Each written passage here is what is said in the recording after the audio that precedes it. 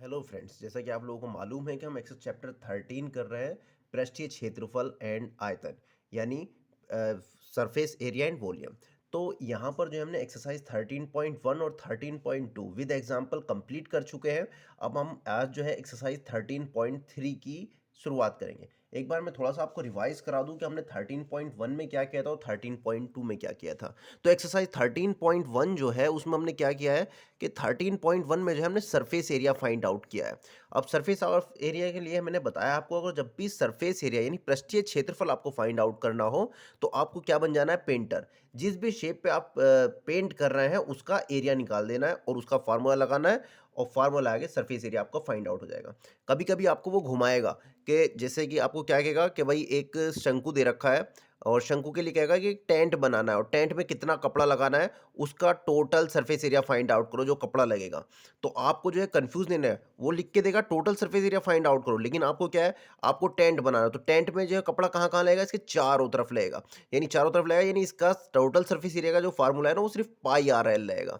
Book में जो है टोटल सरफेस एरिया का फार्मूला क्या होता है, pi R L plus pi R square, जो नीचे का सर्कल भी है। लेकिन यहाँ पर जो है हमें टोटल सरफेस एरिया, लेकिन हमें क्या दे रखा है, तंबू दे रखा है, यानी टेंट दे रखा है। और टेंट बनाने के लिए हमें सिर्फ चारों तरफ की जरूरत पड़ेगी। यानी जैसे कि ये मेरे पास एक रिंग है, तो इसके चारों तरफ यहाँ पे इसका बेस नहीं होगा, क्योंकि जब हम घर बनाएंगे तो इस तरीके से नीचे थोड़ा ही तक कपड़ा बिछाएंगे उसके, तो इसलिए तो ये हमारा पाई आर एल रहेगा। तो इस तरीके से मैंने आपको काफ़ी सारे सभी तरीके के क्वेश्चन करा दिए थे। एक्सरसाइज 13.2 में जो है हमें क्या करना था, 13.2 में जो है हमें वॉल्यूम फाइंड आउट करना है, यानी आयतन। आयतन यानी कैपेसिटी या धारिता, इन नाम से ही जाना जाता है। तो आपको किसी भी चीज़ का वॉल्यूम निकालना हो तो हम जो यहाँ पर जितनी भी चीज़ें पढ़ रहे हैं वो लंबवृत्तीय है, यानी जो है वो राइट एंगुलर है। यानी जो हमारा सर्कल, जो है हमारा बेलन है, तो वो सीधा खड़ा हुआ है, ना कि टेढ़ा। टेढ़ा बोले तो ये इस तरीके का नहीं कि ऐसे हमने पिचका दिया हो। अगर इस तरीके से हो जाएगा तो हमारा फार्मूला काम नहीं करेगा। तो मैंने आपको वॉल्यूम निकालने का सीधा सा फार्मूला बताया था कि हम आधार का क्षेत्रफल निकालेंगे। आधार का क्षेत्रफल यानी area of base into height कर देंगे। यानी area of base into height, यानी जो हमारा जो भी आधार होगा उसका क्षेत्रफल गुणा उसकी ऊंचाई कर देंगे, तो उससे हमारा वॉल्यूम आ जाएगा। अब हम एक्सरसाइज 13.3 में क्या करने वाले हैं, एक्सरसाइज 13.3 में हम करने क्या वाले हैं, ये कि हम जो हमारे पास बेलन होगा, हम बेलन को पिघला के जो है कभी गोला बना देंगे, कभी गोले को पिघलाकर हम बेना बनाएंगे, बेलन बनाएंगे। कभी बेलन को जो है, बेलन और गोले मतलब जो है, सपोज हमारे के 3 गोले ले लिए और 3 गोलों को पिघला के एक बड़ा गोला बना दिया।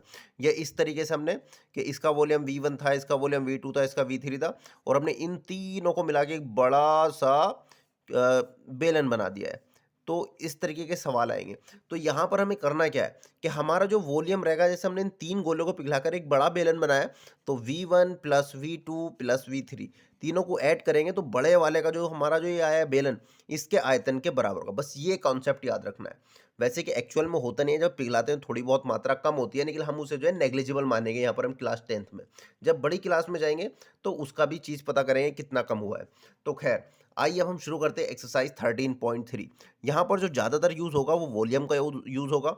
और वॉल्यूम के लिए मैंने आपको बता रखा है कि वॉल्यूम जो होगा हमारा किस तरीके का होगा, कि वॉल्यूम का फार्मूला जो निकलता है, area of base into height.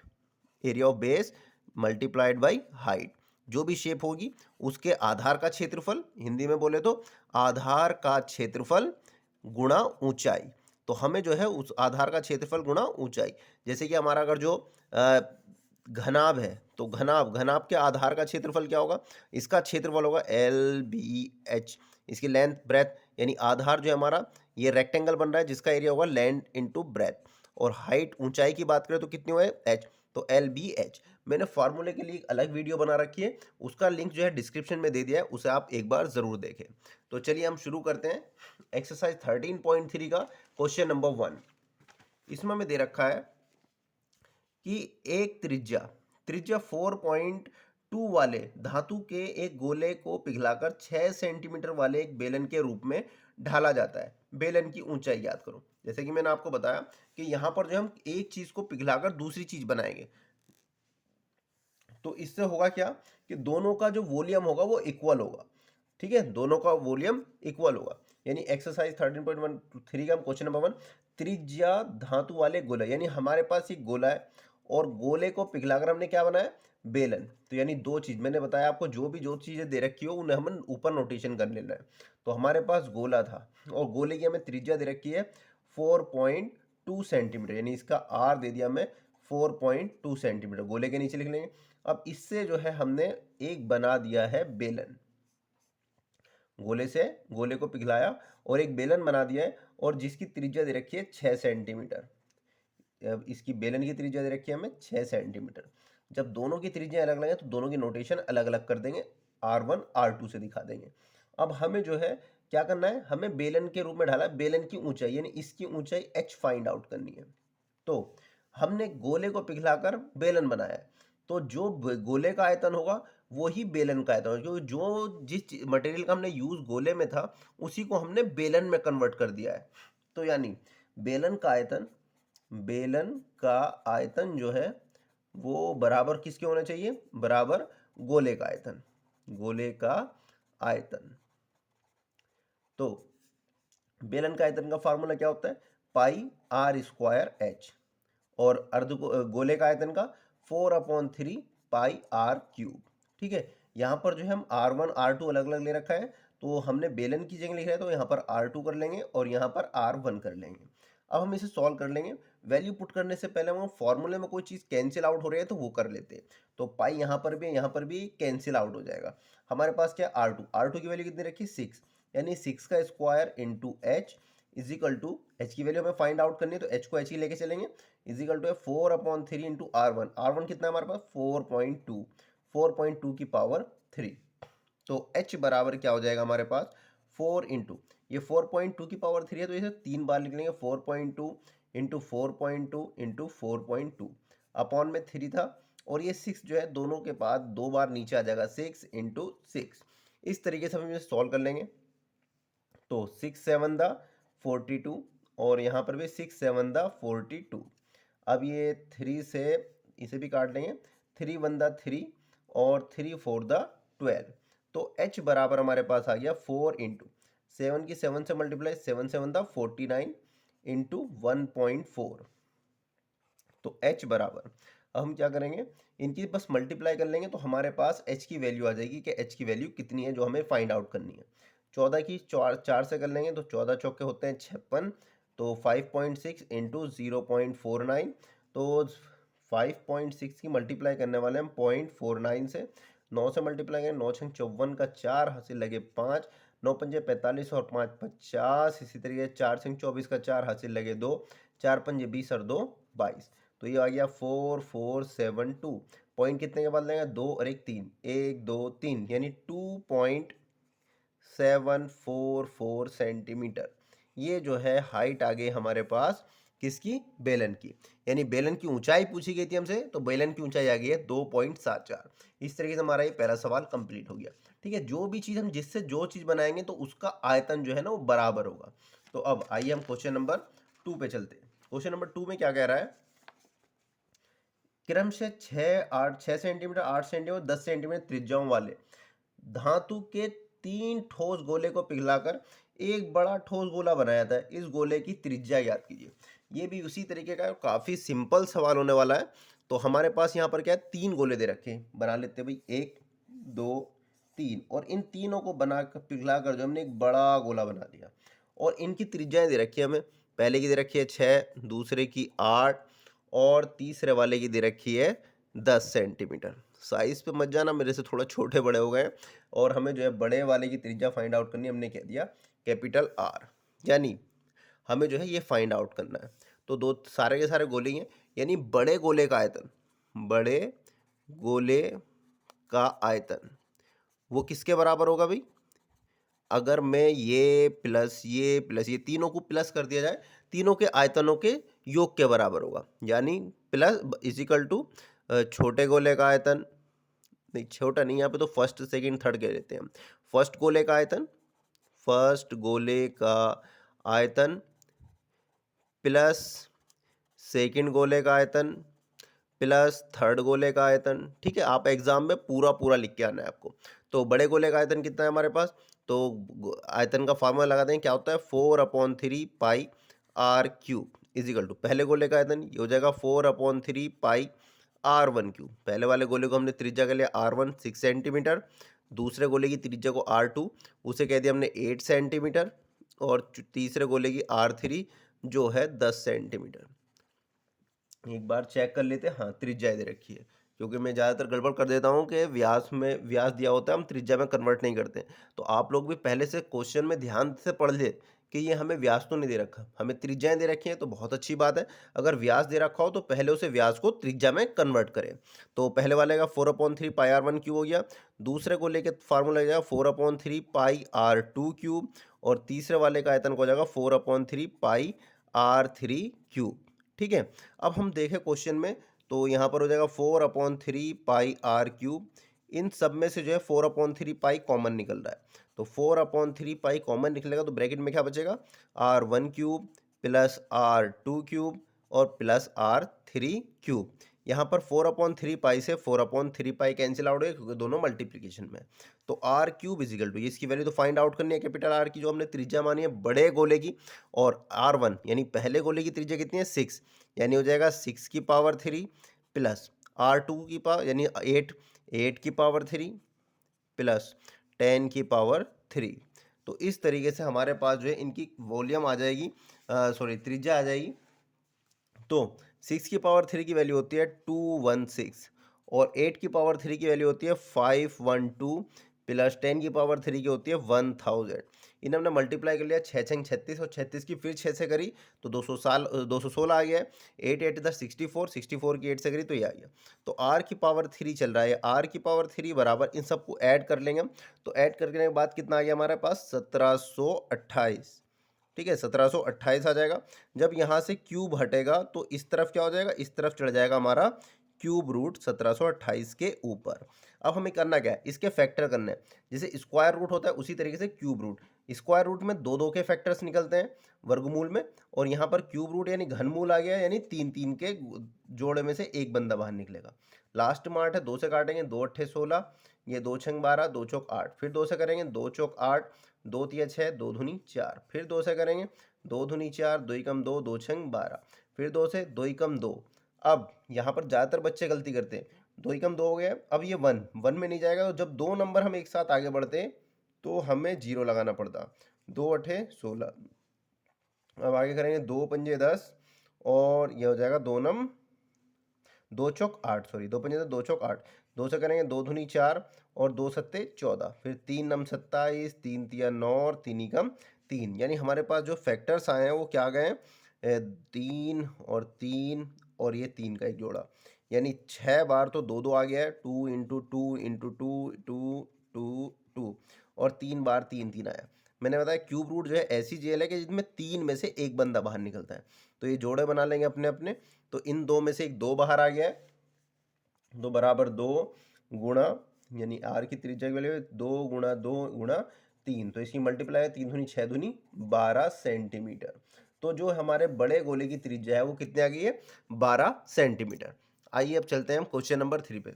कोई खास नहीं था क्वेश्चन नंबर 2, सिंपल ही था। हमने जो है दे रखा गया था कि 3 छोटे गोले दे रखे, उन्हें पिघलाकर एक बड़ा गोला बना दिया है, तो बड़े गोले की त्रिज्या फाइंड आउट करनी थी। तो जब हमें इस तरीके से कोई चीज़ पिघलाकर या तोड़कर हमें दूसरी चीज बनानी है तो उनके आयतन बराबर होंगे। क्वेश्चन नंबर 3 पे आते हैं। क्वेश्चन नंबर 3 क्या कह रहा है, व्यास 7 मीटर वाला 20 मीटर गहरा एक कुआं खोदा जाता है, और खोदने से निकली हुई मिट्टी को समान रूप से फैलाकर इतने वाला एक चबूतरा बनाया गया है। इस चबूतरे की ऊंचाई ज्ञात करिए। ये इंपॉर्टेंट क्वेश्चन है, क्वेश्चन नंबर 3। तो देखो, पहले हम फिगर में समझाता हूँ मैं आपको हो क्या रहा है, कि हमने जो है किया क्या है कि 7 मीटर वाला गहरा एक कुआं खोदा जाता है। अब जब कुआं खोदा जाएगा तो कुएं की शेप कैसी बन जाएगी भाई, कुआं खोदा जाएगा इस तरीके से, तो ये शेप क्या बन गई, बेलन। क्या शेप बन गई, बेलन। और उसकी जो अंदर से जो मिट्टी निकली, उस मिट्टी को जो है हमने एक चबूतरा बनाया। अब चबूतरा कैसा होगा, अगर आप घर के बाहर का ध्यान करो अपने, आपका घर के बारे में जो चबूतरा हो तो वो किस तरीके का होता है, वो होता है क्यूबॉइडिकल, यानी घनाभ के आकार का होता है। कि घनाभ के आकार का हमने एक चबूतरा बना दिया। अब जो मिट्टी इसमें से निकली है उसी से चबूतरा बनाया, यानी जो बेलन का आयतन होगा वो इस चबूतरे का आयतन के बराबर होगा, दोनों बराबर होंगे। तो अब जो है हमारा जो है इसका व्यास, यानी एक तो बेलन हो गया और दूसरी चीज होगी हमारे पास घनाभ। ठीक है, घनाभ हमें शेप तो पता चल गई क्या क्या चीज बन रही है। जो हमने कुआं खोदा तो वो बेलनाकार होगा, और जो उसके अंदर से मिट्टी निकली उससे हमने चबूतरा बना दिया। ठीक है भाई, अब जो बेलन की जो है व्यास दे रखा है, देखो ध्यान से देना, में डायमीटर व्यास दे रखा है 7 मीटर। तो हम जैसे रेडियस में कन्वर्ट कर लेंगे, रेडियस क्या होगा 7/2, क्योंकि त्रिज्या होती है व्यास की आधी, तो 7/2 मीटर। ये किसकी त्रिज्या हो गई, बेलन की त्रिज्या 7/2 मीटर। और उसके बाद जो है 20 मीटर गहरा खोदा, यहाँ से हमने खुदाई करनी शुरू करी, खोदते गए खोदते गए खोदते गए यहाँ तक, तो ये 20 मीटर गहरा हुआ। अब ये गहराई, इसका मतलब भी क्या होगी, ये हमारे बेलन की ऊंचाई होगी, यानी h बराबर हो गया है 20 मीटर। ठीक है सॉरी। अब आते हैं हम घनाभ पे। तो घनाभ को इसे फैला दिया हमने, और फैलाया किस तरीके से कि 22 मीटर इंटू 14 मीटर, यानी इसकी लेंथ तो दे दी है हमें 22 मीटर और ब्रेथ दे दी है हमें 14 मीटर, और हमें जो है इसकी हाइट फाइंड आउट करनी, एच के आगे क्वेश्चन मार्क। अब आपको समझ में आ ही गया है क्वेश्चन की पूरी जो हमने फील्डिंग जमाई है, समझ में आ गई है आपको। यानी हमने जो इसके अंदर से मिट्टी निकाली है उसका क्या बनाया, चबूतरा बना गया है। यानी चबूतरे का आयतन जो होगा, चबूतरे का आयतन, चबूतरे का जो आयतन होगा वो किसके बराबर होगा, बराबर बेलन का आयतन। यानी बेलन यानी कुआं, कुएं का आयतन, कुएं या ब्रैकेट में लिख लेंगे बेलन का आयतन। समझ में आ गई आपको बात ये। तो अब चबूतरे का आयतन, यानी चबूतरा किस शेप का है, घनाभ के आकार का। तो घनाभ का आयतन का फार्मूला क्या होता है, L into B into H बराबर बेलन का आयतन, बेलन का आयतन पाई आर स्क्वायर एच। अब बस सिंपल कैलकुलेशन रह गई, अब कुछ नहीं रह गया, कॉन्सेप्ट हमें क्लियर हो गया होगा आप लोगों को। तो L की वैल्यू कितनी दे रखी है हमें, 22 वैल्यू पुट कर देंगे अब, और B की वैल्यू कितनी दे रखी है 14 इंटू एच की वैल्यू हमें फाइंड आउट करनी है, कितनी ऊंचाई है चबूतरे की। अब यहाँ पर देखो दोनों एच है तो अलग अलग से नोटेशन करेंगे, इसे H1 इसे H2, यानी H2 की वैल्यू फाइंड आउट करनी है, इसे H1 दिखाओ इसे H2। अब पाई की वैल्यू हमें गिवन नहीं है तो हम 22/7 रखेंगे, इंटू आर, आर कितना है हमें 7/2 का होल स्क्वायर, इंटू H2 कितनी दे रखी है हमें, सॉरी H1 यहाँ पर H2 दिखाएंगे और यहाँ पर H1 दिखाएंगे, तो H1 दे रखी है हमें 20। तो अब इसे सिंपल बस सॉल्यूशन करना है और कुछ नहीं, कैलकुलेशन रहेगी ये सिंपली। तो कैलकुलेशन के लिए बढ़ते हैं हम आगे। तो हमारे पास आ गया है 22 इंटू 14 इंटू H2, जिसकी हमें वैल्यू फाइंड आउट करनी है। इधर आ गया हमारे पास 22/7, और हमारे पास ये पावर 2 है तो इसे दो बार लिख लेंगे, 7/2 इंटू 7/2, और हाइट यानी उसकी ऊंचाई दे रखी है हमें 20। अब इसे कैलकुलेट करना बाकी रह गया है, 2 से इसे काट लेंगे, 2 2 ढाई द, एक 7 से एक 7 कैंसिल आउट, और इस 2 पंजे 10, यानी इस तरीके से हमारे पास ये 22 से 22 भी कैंसिल आउट हो जाएगा। यानी H2 बराबर आ गया हमारे पास, ऊपर रह गया 7 इंटू 5 अपॉन में ये 14 नीचे पहुंच जाएगा। 7 से कहें 7 दूनी 14, 2 से इसे काटेंगे तो H2 बराबर आ जाएगा 2.5, 2 दूनी 4, 2 पंजे 10, यानी 2.5 मीटर। यानी जो चबूतरे की ऊंचाई हुई, जो चबूतरा हमारा बना था इसकी जो ऊंचाई है वो 2.5 मीटर, यही हमसे पूछी गई थी। तो ये हमारा आंसर सिंपली आ गया। ठीक है, तो आप लोगों को समझ में आया किस तरीके से, कि हमने जो है चबूतरा बनाया, मतलब कुआं खोदा, तो जब कुआं खोदा जाएगा किस आकार का बनेगा, बेलन के आकार का। अब उसके अंदर जो मट्टी निकली उससे हमने चबूतरा बना दिया, यानी जो मट्टी इसके अंदर से निकली, यानी जो इसके अंदर की कैपेसिटी होगी, यानी जो इसका आयतन होगा वो इस चबूतरे का आयतन होगा। तो हमसे चबूतरे की ऊंचाई पूछी थी, तो इस तरीके से हमने कैलकुलेशन करके सिंपली ये आ गई है। आइए अब क्वेश्चन नंबर 4 पर आते हैं। क्वेश्चन नंबर 4, क्वेश्चन नंबर 4 में क्या कह रहा है, व्यास 3 मीटर का एक कुआं 14 मीटर की गहराई तक खोदा जाता है। सेम उसी तरीके का लग रहा है जैसे क्वेश्चन नंबर हमने 3 किया है, कि व्यास 3 मीटर का एक कुआं 14 मीटर की गहराई तक खोदा जाता है। इससे निकली हुई मिट्टी को कुएं के 4 और 4 मीटर की चौड़ी एक वृत्ताकार विलय बनाते हुए समान रूप से फैलाकर एक प्रकार का बांध बनाया जाता है। इस बांध की ऊंचाई ज्ञात कीजिए। काफी इंटरेस्टिंग क्वेश्चन। देखो, पहले मैं आपको फिगर बना के समझाता हूँ कि क्वेश्चन में क्या क्या रहा है। हमने जो है किया गया कि पहले जो है ना हमने कुआं खोदा, पहले हमने कुआं खोदा, कुआं किस आकार की उस शेप का होगा, कि बेलन के आकार का। भी हमने एक और खोदा था तो वो भी बेलन के आकार का ही था। अब इससे जो मिट्टी निकली, इससे पहले वाले क्वेश्चन में जो मिट्टी निकली थी उससे हमने घनाकार का एक वो बना दिया था, चबूतरा, प्लेटफॉर्म। अब इसमें क्या है, हमने जो इसके अंदर से मिट्टी निकली, तो अब जो है जो मिट्टी निकली तो उसी को ना इसके चारों तरफ हमने घुमा दिया है। मतलब हमने इसके चारों तरफ ना उसे इसके चारों तरफ फैला दिया है ताकि कोई इसके अंदर गिरे ना। इस तरीके से एक रिंग के आकार का ये मिट्टी इसके ऊपर चारों तरफ लगा दी हमने, ठीक है, ताकि कोई इसके अंदर गिरे ना। ठीक है, एक विलय बना दिया इसके ऊपर को, ठीक है, ताकि कोई इसमें गिरे ना। तो ये मिट्टी हमने इसके ऊपर, इसके चारों तरफ ही लगा दी है। तो अब ये किस तरीके से हुआ होगा, देखिए जैसे ये है, इसमें से मैंने जो है जो मिट्टी निकाली, क्या रही, मिट्टी निकाली, और मिट्टी निकालने के बाद वो जो जैसे सपोज ये मिट्टी निकली, अब इसके चारों तरफ ये इस तरीके से लगा दी है, ऊपर को, इसके ऊपर को मिट्टी लगाई, ये कुआ। अब जो मिट्टी बनाई है हमने, ये रिंग जो बनाया है, इसकी चौड़ाई भी होगी, यहाँ पे चौड़ाई होगी ऊपर को, तो ये जो बनी है, तो इसका जो आयतन होगा, जो हमारे ऊपर जो विलय बनाई एक रिंग की तरीके से बन जाएगा, तो इसमें जो है मतलब अंदर से तो खोखला होगा ये, जैसे हमारा दिखाई दे रहा है खोखला है, लेकिन ऊपर से ये चौड़ा होगा, यहाँ से चौड़ा। तो जब ये चौड़ा होगा तो थोड़ा सा और फोल्ड करके दिखाता हूँ। ये अब हमने जो है इससे जो मिट्टी निकली इसके चारों तरफ ऐसे राउंड राउंड कर दिया है, ये राउंड नहीं हो रही, अब बन गई राउंड, ठीक है। तो ये राउंड करके हमने इसके चारों तरफ लगा दिए। तो हमें जो है जो इस मिट्टी का बाहर वाला का आयतन होगा वही इसके अंदर वाली का आयतन होगा, बराबर उसी के बराबर होगा, क्योंकि इसी की मिट्टी को लगाकर जो हमने इसके चारों तरफ फैलाई है। तो हमें जो है इसका जो है इसकी हाइट पता करनी है यहाँ से यहाँ तक की, कि ये किसकी हाइट कितनी है।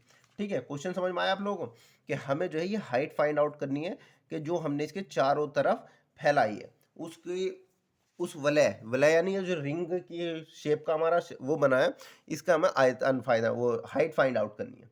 तो आइए अब हम करते हैं। तो हमारे पास दोनों के दोनों बने क्या है, बेलन ही बने, एक छोटा बेलन और एक बड़ा यानी रिंग के आकार का बेलन। तो अब आइए हम करते हैं, हमें क्या करना है, हमें वॉल्यूम, हमें इसकी हाइट फाइंड आउट करनी है। तो हमें सबसे शुरू में क्या दे रखा है, व्यास 3 मीटर वाला एक कुआं 14 मीटर की गहराई तक खोदा जाता है।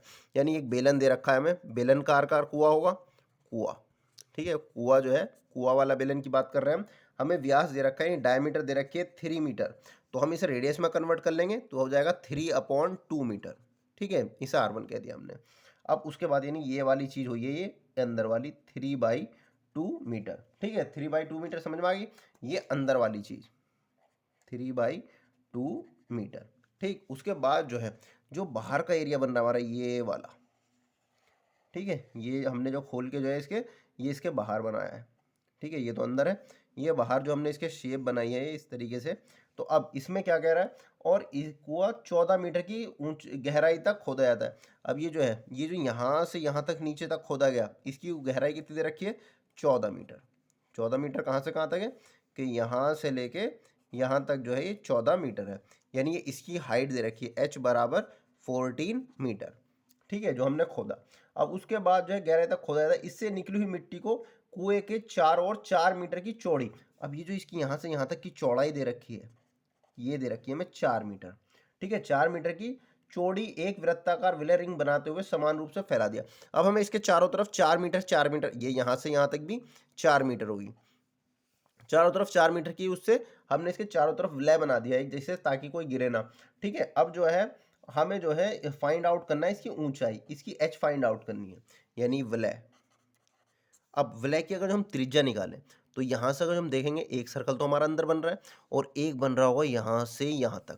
तो अगर हम इसकी त्रिज्या निकालें R2 कह के, तो वो क्या हो जाएगी भाई, यहाँ से यहाँ तक कितनी है, 3/2, 3/2 प्लस, और ऊपर आगे को कितना हो गया विलय की, वो जो चौड़ाई दे रखी है वो कितनी है, 4 मीटर।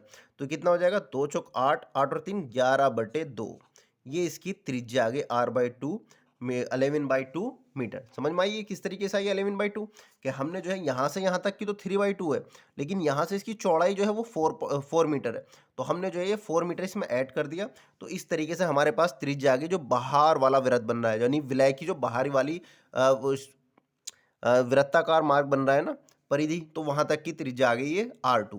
तो अब जो है हमारा जो हमारा विलय का आयतन होगा, विलय का आयतन, विलय का आयतन वो किसके बराबर होगा, बराबर बेलन यानी कुएं, कुएं से निकली निकली मिट्टी का आयतन के, निकली मिट्टी का आयतन।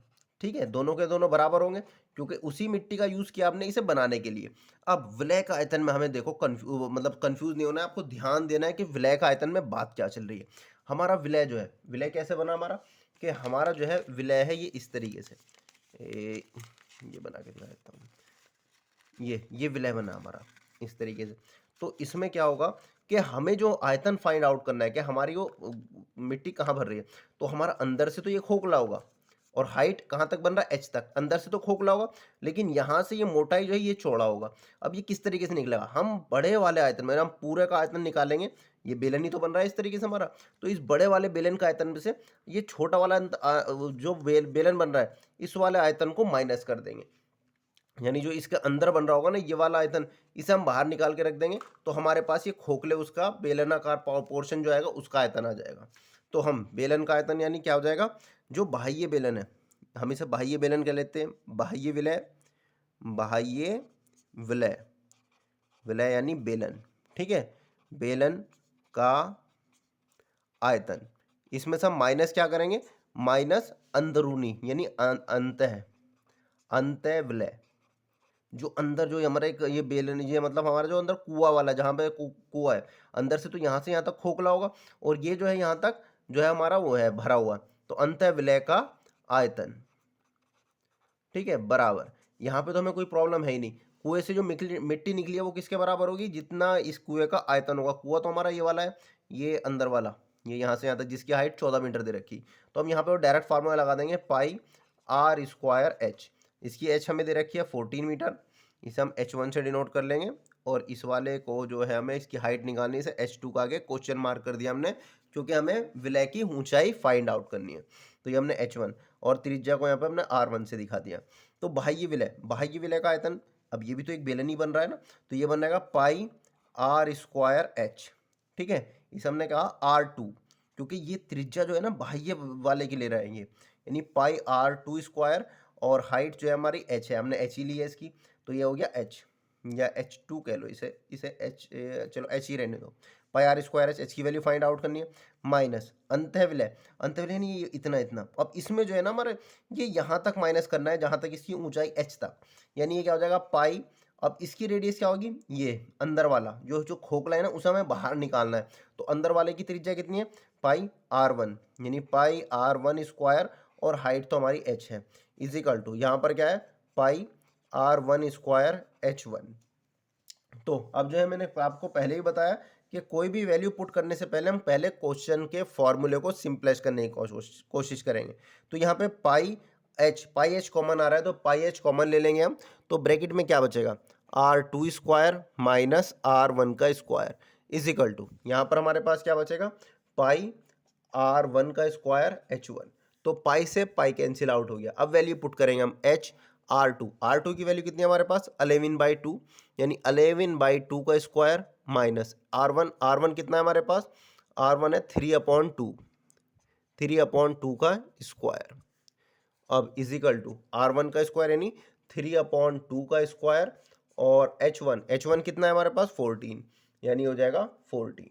अब यहाँ पर ए स्क्वायर माइनस बी स्क्वायर का फार्मूले से हम इसे एक्सपेंड कर देंगे, यानी ए प्लस बी ए माइनस बी, फार्मूला होता है ए प्लस बी यानी 11/2 प्लस 3/2, और ए माइनस बी यानी 11/2 माइनस 3/2 इजिकल टू 3/2 यानी 3 इंटू 3 अपॉन 2 इंटू 2, क्योंकि पावर 2 है हमारे पास, इंटू 14, दो से काट लेंगे, 2 सत्ते 14। अब h यहाँ पर एलसीएम 2 आ जाएगा हमारे पास, तो ये दोनों जुड़ जाएंगे, 11 और 3 14 हो जाएंगे। ठीक है, इसी तरीके से यहाँ पर ये माइनस हो जाएगा, तो 8/2 आ जाएगा, क्योंकि दोनों के नीचे सेम है, ऊपर वाले सिंपल हो जाएंगे, तो 3 इंटू 3 इंटू 7 अपॉन में 2, यहाँ पर इसे 2 से काटेंगे, 2 सत्ते 14, ये भी अपना होगा 2 चौक 8, तो h बराबर क्या हो जाएगा, ये 3 इंटू 3 इंटू 7 अपॉन 2 इंटू, अब ये ऊपर है तो ये आ जाएंगे नीचे 7 इंटू 4, तो इस 7 से 7 कैंसिल आउट हो जाएगा, यानी h बराबर हो जाएगा 3 तिया 9 अपॉन 4 दूनी 8। ठीक है, तो h बराबर 8/9/8। अब हम इसे और कैलकुलेट कर लेंगे, यानी 8 से जो है 9 को डिवाइड कर लेंगे, तो 8 × 8 8 का 8 1 बचा, पॉइंट लगाएंगे, 0 बढ़ाएंगे, 8 ही कम 8, फिर एक आ जाएगा, 2 बचा, तो फिर जो हम करेंगे 0 लगाएंगे, 8 दूनी 16, और फिर यहाँ पर 4 बचेगा, 0 लगाएंगे, 8 पंजे 40, पूरा पूरा फिनिश हो गया है। यानी h बराबर हमारे पास आ गया 1.125 मीटर। ठीक है, यानी जो हमारा विलय है उसकी ऊंचाई जो है 1.125 मीटर होगी। ठीक है, आप लोगों को समझ में आया? काफ़ी इंटरेस्टिंग, काफ़ी मतलब कॉम्प्लिकेटेड सवाल है और अच्छा सवाल है, कई बार को एग्जाम में आ भी चुका है। तो आप लोगों को समझना है कि क्या क्या चल रहा है, किस तरीके से हमने मट्टी निकाली, किस चीज़ से निकाली जा रही है, क्या बना रहे हैं उससे, तो उस सब का वॉल्यूम आपको पता करना होगा। ठीक है, तो इस तरीके से एक बार और समझा देता हूँ मैं आपको कि ये सवाल था कि हमें एक बेलन दे रखा है, बेलन ने कुआं खोदा हमने, जिसकी गहराई 14 मीटर और व्यास दे रखा, तो हमने रेडियस में कन्वर्ट कर लिया उसे। उसके अंदर से जो मिट्टी निकली उसे हमने उसके चारों तरफ ही घुमा दिया है। अब जब चारों तरफ घुमाया है तो अंदर से तो वो खोखला होगा, और मतलब 4 मीटर की इसकी चौड़ाई दे रखी है जो हमने मिट्टी घुमाई है इसके चारों तरफ। ठीक है, तो हमने क्या करा, विलय का आयतन जो मतलब इसके चारों तरफ बना है वो किसका बराबर होगा, जो हमारी कुएं से निकली हुई मिट्टी के बराबर होगा। यानी इस तरीके से बाह्य विलय का आयतन माइनस अंतः विलन, क्योंकि अंतः वाला जो होगा जहां तक ये हमारा विलय है वहां पे तो खोखरा होगा ना ये, तो वो हमने इसमें से माइनस कर दिया। तो हमें सिर्फ ठोस ठोस का आयतन निकालना, जो बाहर बाहर चल रहा है। ठीक है, जो बाहर बाहर चल रहा है उसका आयतन निकालना है। तो हमने जो है, और किसके बराबर होगा, जो हमने इसके अंदर से मिट्टी निकाली है, जो अंदर वाला खोखला है, पाई आर स्क्वायर एच के बराबर। बस ये कॉन्सेप्ट था, ये फार्मूला अगर आपने लिख लिया तो अब आगे कैलकुलेशन है सिंपल। कैलकुलेशन करने के बाद हमारी हाइट निकालनी थी, हमें हाइट आ गई है। तो इस तरीके से मुझे उम्मीद है कि आपको ये समझ में आया होगा। थैंक यू, आगे हम कल करेंगे।